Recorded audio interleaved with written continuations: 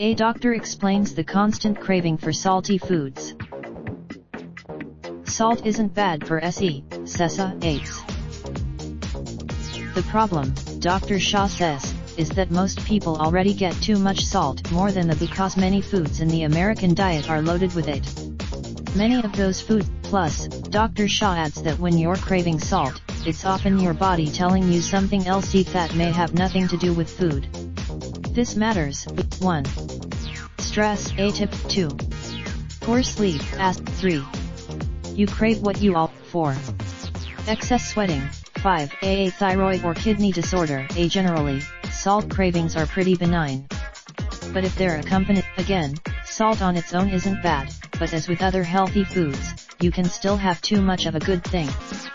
Knowing when a craving, video study and earlier dinner can lower your risk of cancer courtesy viewer A. If you want to cut ties with processed foods but don't know how. End. Raindrop, drop top, top smoking, no cooking the hot pot. Fucking on your bitch, yeah, that.